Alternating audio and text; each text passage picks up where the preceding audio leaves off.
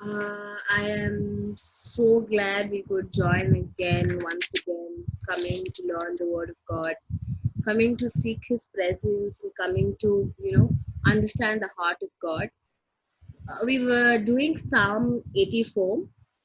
For those of you who are not there, we were doing Psalm 84, and we learned Psalm 84 that this Psalm 84 is a journey of a pilgrim, of it expresses the joy and happiness he has towards towards reaching Jerusalem for the temple of God.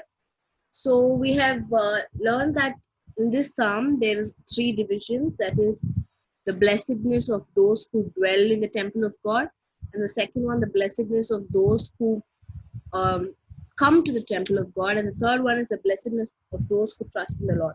So I'm going to give. We completed the blessedness of those who dwell in the temple of God. I'm going to give a quick recap on that. And this joy that we were talking about of going to the temple of God is merely His presence. That in these first four verses of the psalm, we see that how we must long and desire for the temple of God, and how we are blessed. You know how we are blessed by seeking His presence and by having His will, because people during that time had to travel to go in the temple of God. But in the New Testament, it said that we are the tabernacle, we are God dwells among us. So we must have this desire, to pursue Him more, to long for Him more. That's that's what is we that is what we learned from Psalm 1 to 4, Psalm 84 1 to 4.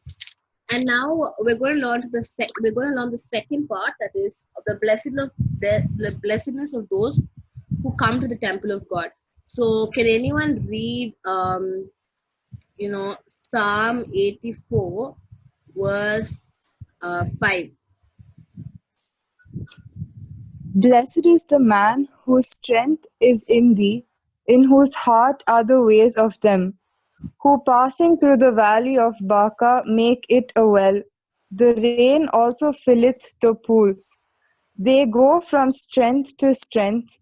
Every one of them in Zion appeareth before God. Thank you, Beryl. O Lord God of hosts.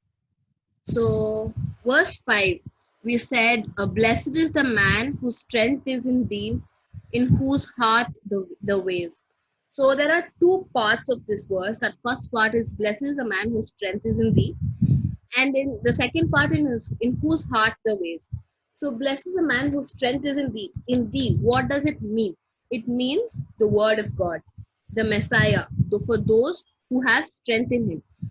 Can someone read Isaiah 45 verse 24?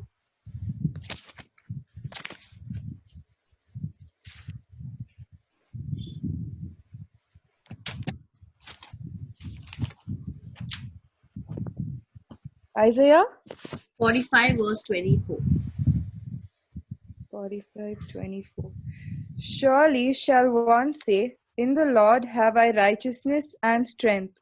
Even to him shall men come, and all that are incensed against him shall be ashamed. So here we see the promise for those who take complete strength in Him and complete righteousness in Him. We see that God, when we walk in righteousness and we take complete strength from Him, He will rise us to a position where all those people who show anger to us, you know who are against us, will be put to shame. So our duty is to walk in righteousness and to gain strength from Him. The second part of this verse said, in whose heart the ways. So here it merely means the ways of God. So we must be, people that, we go after the heart of God, worshiping Him, desiring Him, and understanding His ways, despite any objection, any discouragement, any failure that we all face. It is not easy, but I think it is possible for someone who has done so much for us. It's possible for us to trust Him a little more. And when we go after, when we must be people who stir up, go in the presence of God, worship Him. When we worship Him, He will teach us His way. When he teaches us his way, we will walk in his way. When we walk in his way, we must take complete delight of it. So that is what is our duty. In this verse, we can clearly see relating these two parts, like these first part and the second part of the verse, we can see that in weakness, when we seek God, we understand his heart, we understand his will, and our heart is attached to him. When someone gives us strength, like emotionally, be it a normal human being, when they give us strength, when they give us comfort, we look up to them like so much, we trust them no matter what.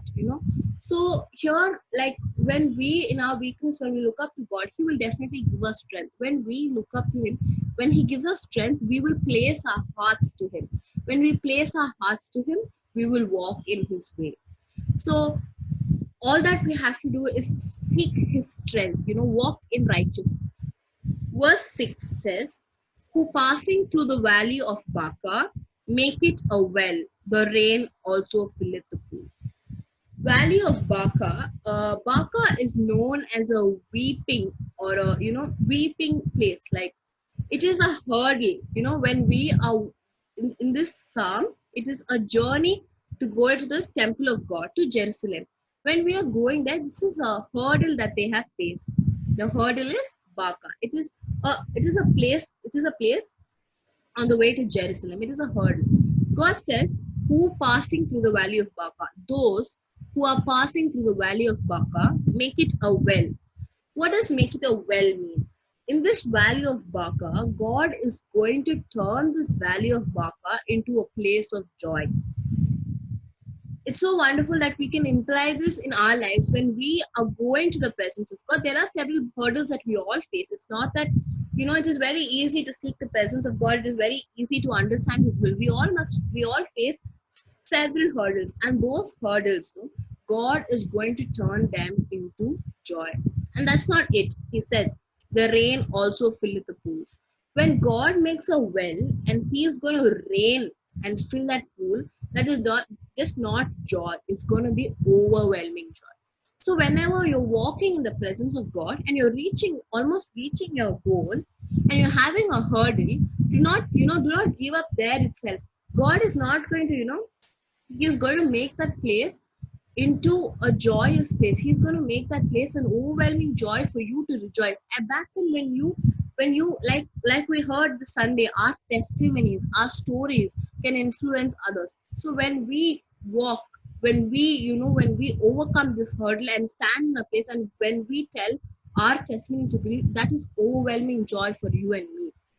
And he's presenting a place, a joyous place of worship God. When we, it's a beautiful thing that God is going to turn our back, like our difficult situation into so much joy. That's his promise. But what we must do is we must start our journey to the temple of God. We must start our journey to seek his presence.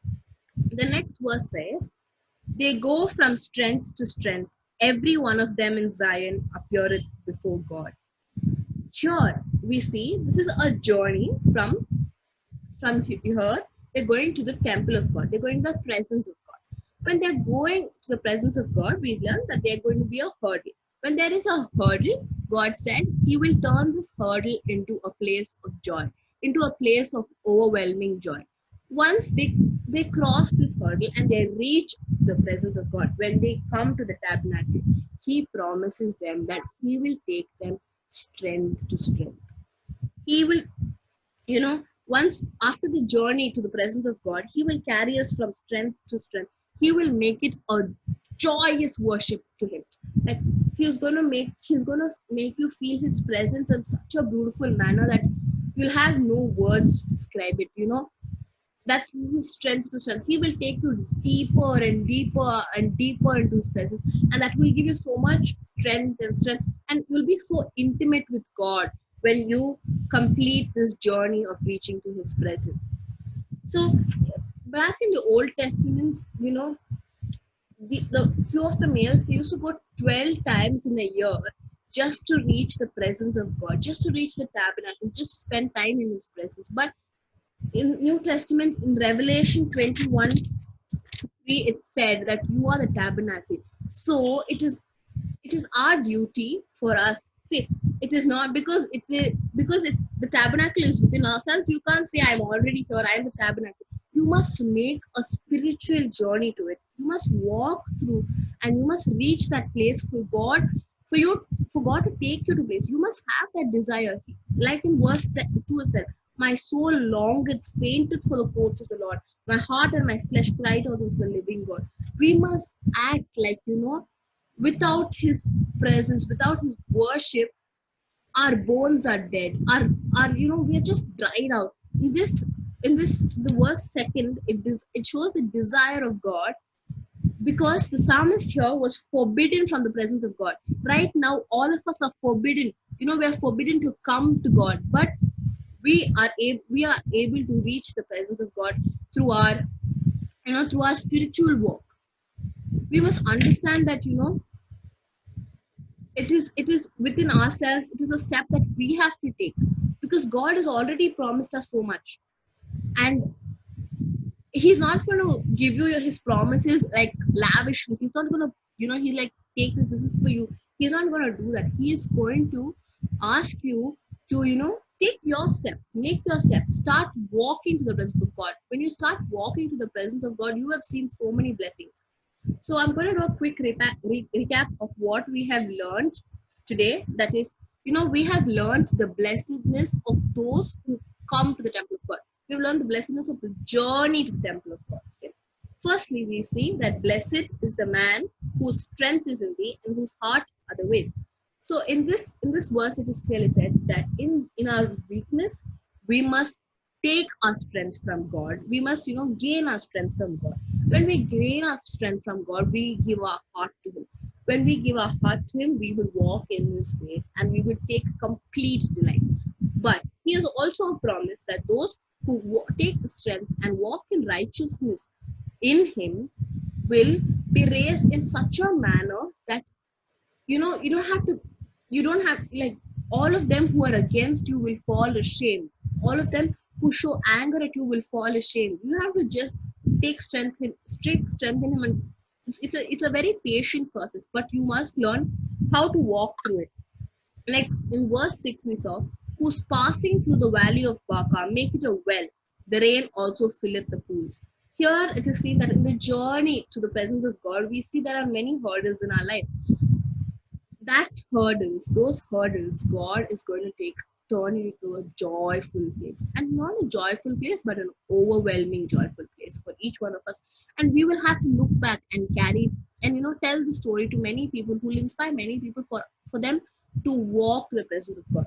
When we do that, when we reach the presence of God, they go from strength to strength. God is, when you reach the presence of God, He is going to take you to a deeper level every single day. Like, He's going to, like, you become one with Him. He's going to take you so intimate. You keep pursuing His presence. Once you start pursuing His presence to a deeper level, you will keep pursuing Him, and there's no end to it. You cannot know God completely. He'll take you to the highest level, and then you feel so intimate with Him. And this is all of our duties. We must take a step in walking towards the presence of God.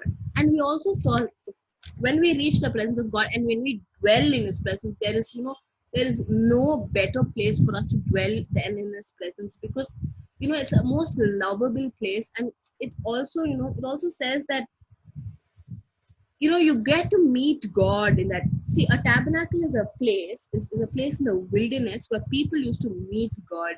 So imagine, when right now all of us in a devastated state, we're so confused. It's almost like our billions. When we walk towards Him, and when we reach the tabernacle, He's going to meet you there. And that's such a beautiful blessing that we all have.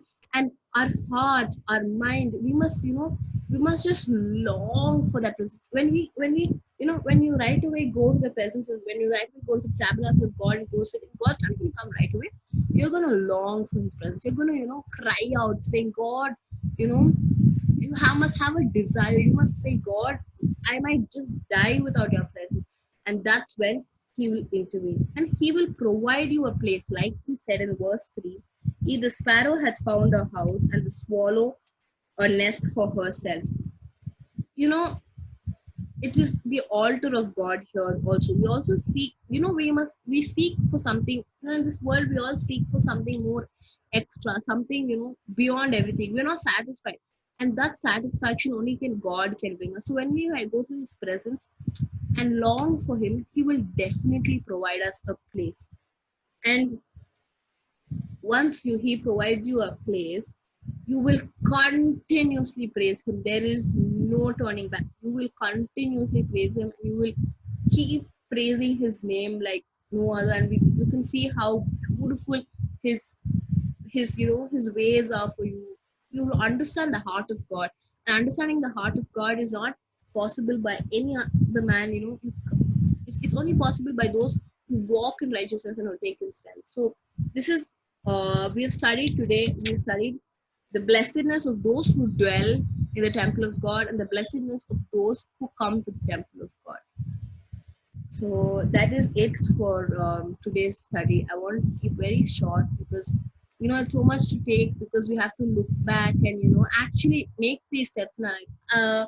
This study we are conducting is not just for us to come and talk and just have interactions and go back, but it's for us to take something and go and look back. Whenever I read the word, whenever I'm meditating on the word, God talks to me in so many ways where I feel like, oh God, I have to correct myself before I'm talking.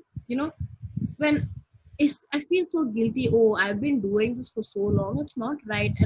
And correcting those ways and coming into his presence is very beautiful. And I think each one of us should learn to experience that. So I think we can take back this of how to gain strength from him and how to walk to the presence of God.